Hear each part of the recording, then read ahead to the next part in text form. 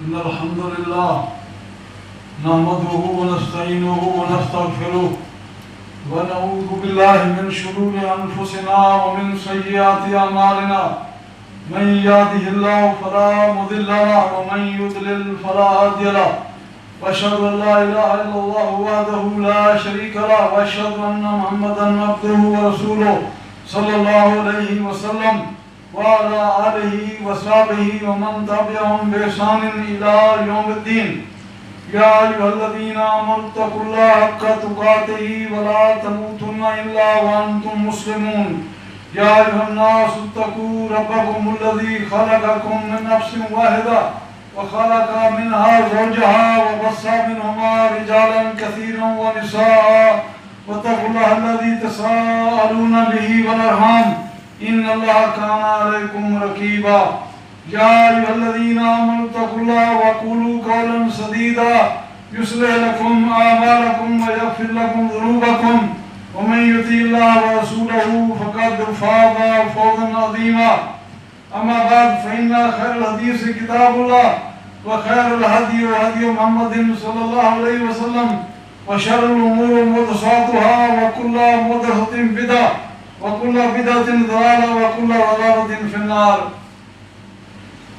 قال الله تعالى ولله على الناس حج البيت من استطاع إليه سبيلا ومن كفر فإن الله غني عن العالمين.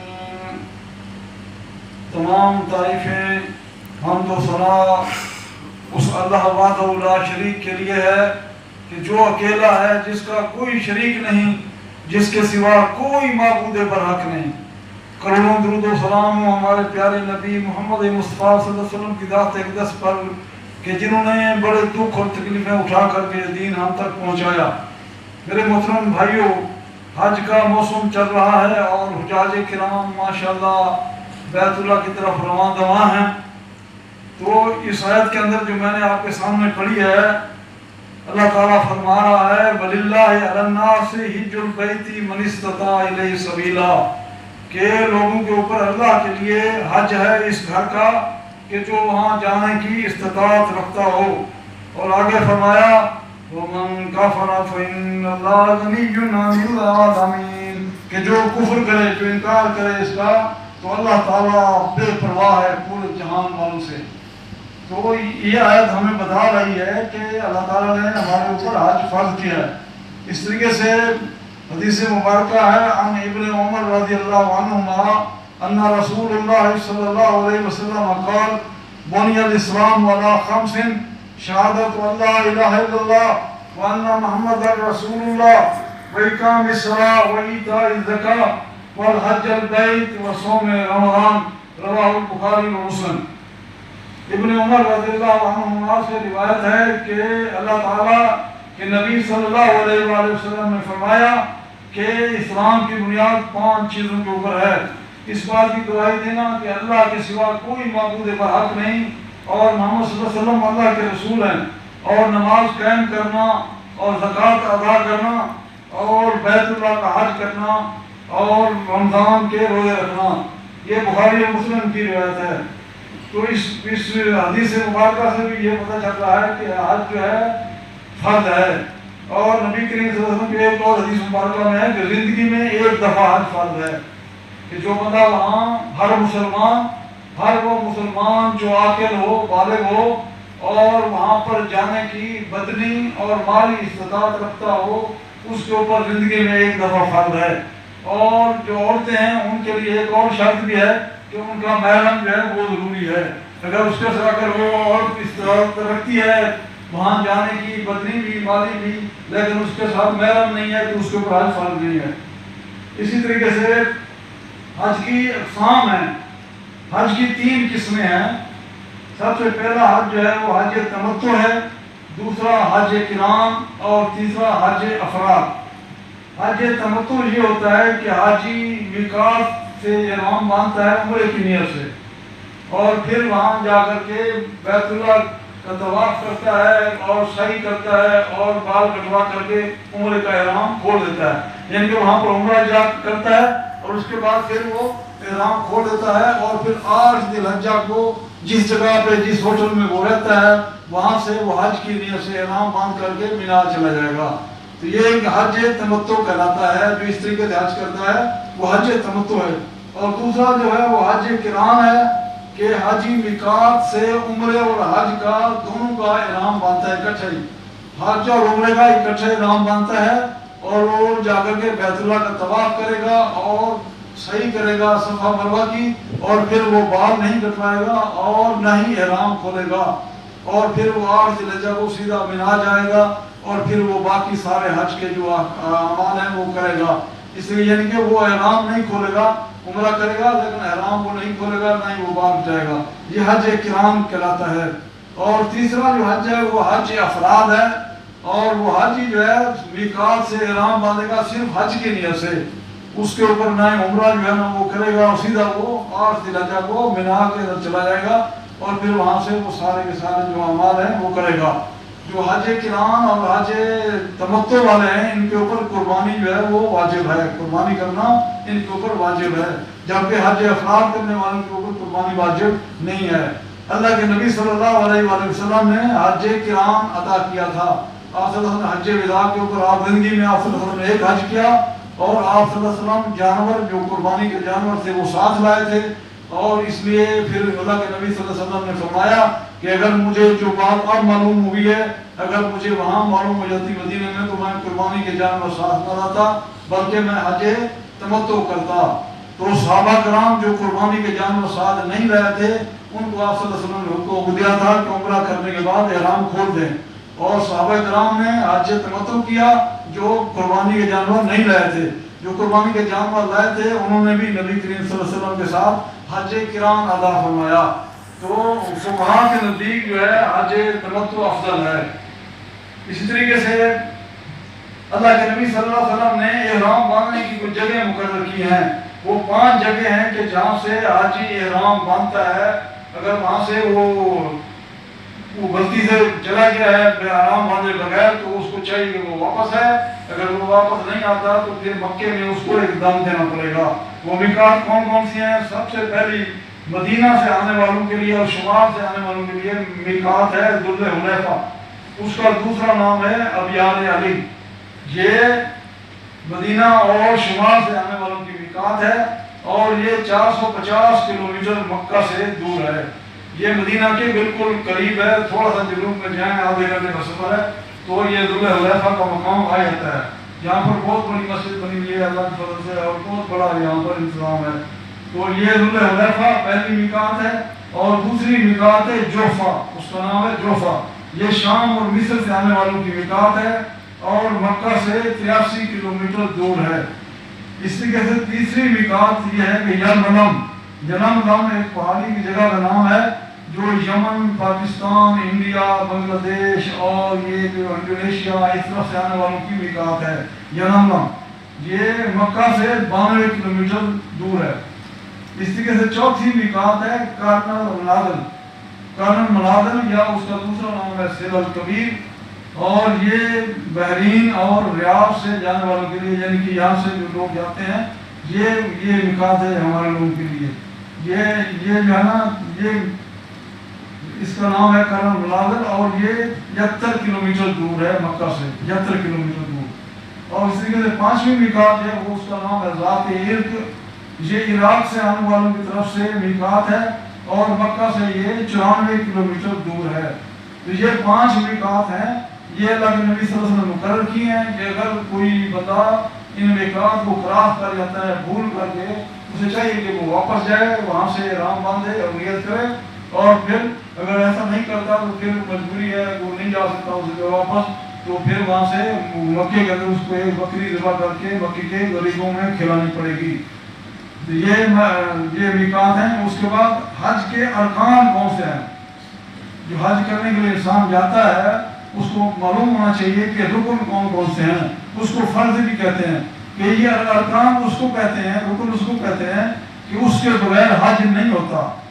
اگر آپ کا رکن رہ گیا ہے کسی وجہ سے تو جب تک آپ اس رکن کو ادا نہیں کریں گے اس وقت تک آپ کا حج نہیں ہوگا. وہ ارکان 4 ارکان ہیں. سب سے پہلا جو ہے وہ نیت کرنا، یعنی کہ احرام باندھنا. یہ احرام باندھنا یعنی اس کی نیت کرنا، یہ جو ہے یہ پہلا جو ہے رکن ہے. دوسرا رکن وقوف عرفہ، 9 ذی الحجہ کو میدان عرفات کے اندر جانا. 9 ذی الحجہ کو میدان عرفات کے اندر رکنا، یہ حج کا رکن اعظم ہے. اللہ کے نبی صلی اللہ علیہ وسلم نے فرمایا الحج عرفہ، میدان عرفات کے اندر رکنے کا نام جو ہے وہ حج ہے. تو اگر کوئی 1 منٹ کے لیے بھی وہاں اس دن چلا گیا ہے تو اس کا حج ہو جائے گا. اسی طریقے سے وہ یہ ہے کہ اگلے جو 10 کی صبح ہے، یعنی کہ اذان فجر سے پہلے رات کے کسی حصے میں بھی کوئی انسان چلا گیا ہے تو اس کا حج ہو جائے گا. لیکن اگر وہ طلوع فجر کے بعد وہاں پہنچا ہے تو پھر اس کو اگلے سال آنا پڑے گا، اس کا حج نہیں ہوگا. یہ بڑا اہم رکن ہے، اس کے بغیر جو ہے نا اگلے سال اس کو آنا پڑے گا. جو باقی رکن ہیں وہ انسان جو ہے اس کا وہ وہاں سے جا سکتا ہے ان دنوں کے اندر، اسی طریقے سے وہ کر سکتا ہے. لیکن یہ وقوف عرفہ ایسا ہے کہ وہ اس دن نہیں گیا اگر 9 ذی الحجہ کو تو 10 کو جائے پورا دن بیٹھا رہے کوئی فائدہ نہیں، اس کا حج نہیں ہوگا. اس طریقے سے اس کا تیسرا رکن جو ہے وہ یہ ہے کہ طواف افاضہ یا طواف زیارت کرنا، یعنی کہ جب آپ کنکریاں مار لیتے ہیں اس کو جمرہ عقبہ کو 10 ذی الحجہ کو قربانی کر لیتے ہیں اور بال کٹوا لیتے ہیں تو اس کے بعد جاتے ہیں اس کا طواف کرنے کے لیے بیت اللہ کا طواف کریں گے، اس کو طواف افاضہ کہتے ہیں. دوسرا نام اس کا ہے طواف زیارت. یہ بھی فرض ہے، یہ رکن ہے. اگر کسی نے نہیں کیا تو اس کا حج نہیں ہوگا. لیکن اگر کسی نے 10 ذی الحجہ کو نہیں کیا تو 11 کر لے، 11 کو نہیں کیا 12 کر لے، 13 کر لے، جب وہاں تک ہے وہ کر لے تو کوئی مسئلہ نہیں ہے. لیکن جو وقوف عرفہ ہے وہ صرف 9 ذی الحجہ کا. اس طریقے سے چوتھا جو رکن ہے وہ صفا مروہ کی سعی کرنا. جب وہ طواف کر لیتا ہے طواف افاضہ 7 چکر لگانے کے بعد وہ نفل پڑھ لیتا ہے مقام ابراہیم پر، تو اس کے بعد پھر وہ صفا مروہ کی سعی کرے، وہاں پر 7 چکر لگائے. یہ بھی رکن ہے حج کا. تو اگر کسی نے صفا مروہ کی سعی نہیں کی تو اس کا حج نہیں ہوگا. تو یہ 4 رکن ہیں. کون کون سے؟ سب سے پہلے احرام باندھنا، نیت کرنا، یعنی کہ دوسرا وقوف عرفہ، اور تیسرا طواف افاضہ، اور چوتھا صفا مروہ کی سعی کرنا. یہ ارکان حج ہیں. اس طریقے سے کچھ واجبات ہیں حج کے. حج کے واجبات وہ ہوتے ہیں کہ اگر انسان کوئی بھول گیا ہے غلطی سے، اس کو وہ رہ گیا ہے تو اس کا حج ہو جائے گا بشرط کہ وہ پھر دم اس کو دینا پڑے گا، یعنی کہ ایک بکری ذبح کر کے ان غریبوں میں مکہ غریبوں میں کھلا دے گا تو اس کا واجب ادا ہو جائے گا.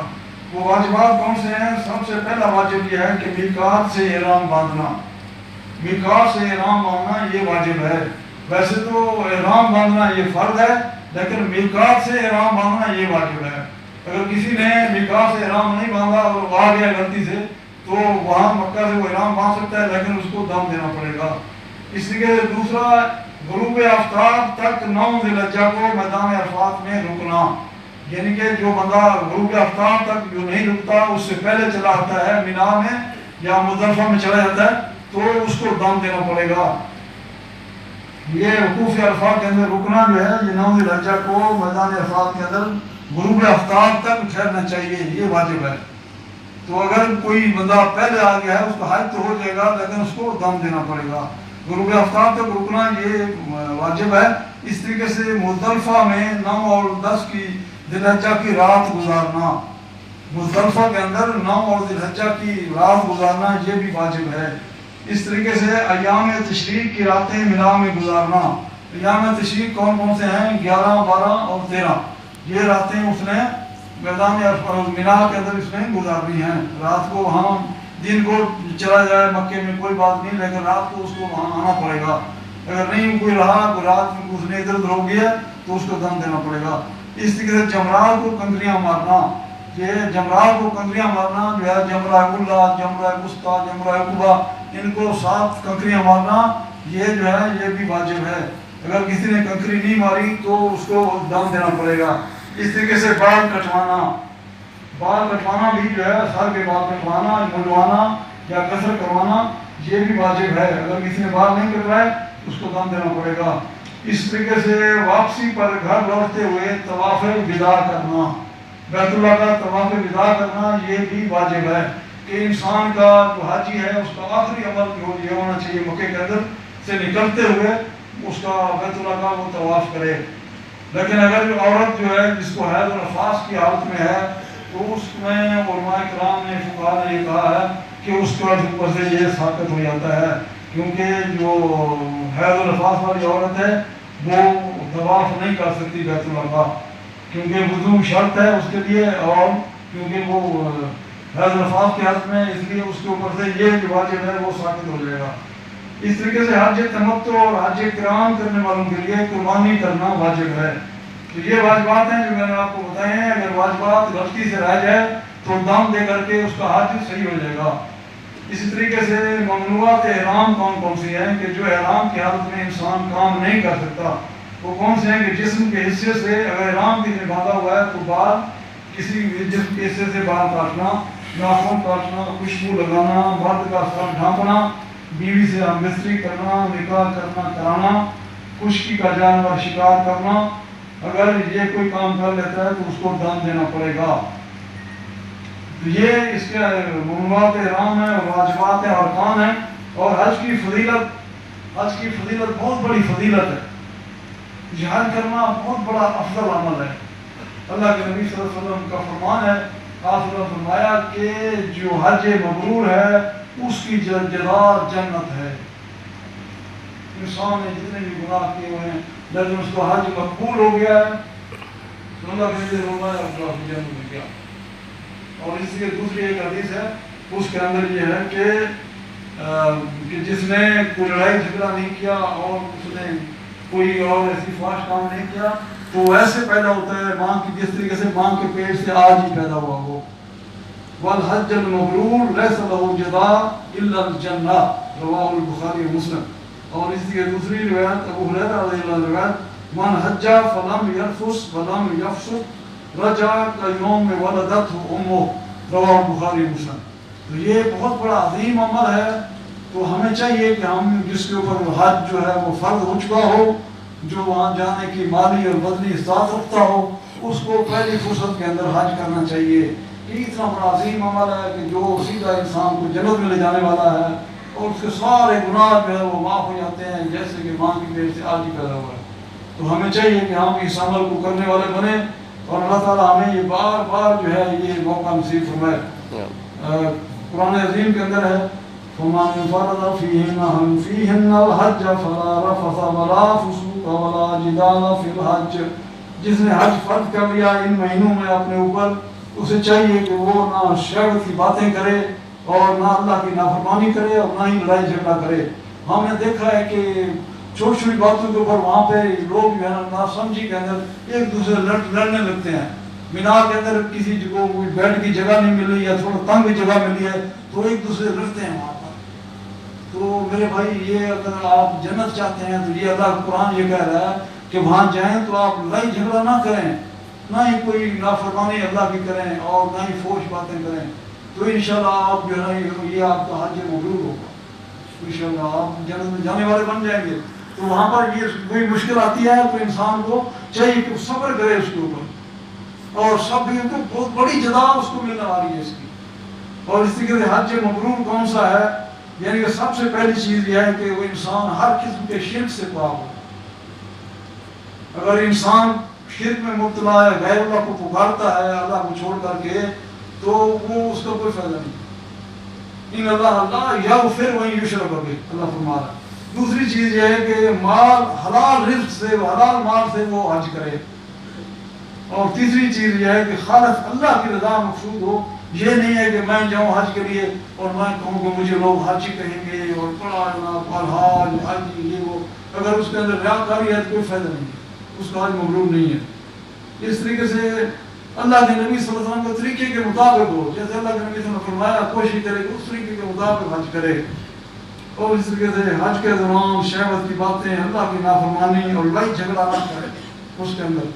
اللہ تعالیٰ سے دعا ہے کہ اللہ تعالیٰ ہمیں حج مبرور عطا فرمائے اور اللہ تعالیٰ ہمیں بار بار وہاں حج نصیب فرمائے اور دنیا و آخرت کی ذلت و رسوائی سے ہمیں بچائے. اقول قولی ھذا استغفر اللہ لی ولکم ولسائر المسلمین فاستغفروہ انہ هو الغفور الرحیم.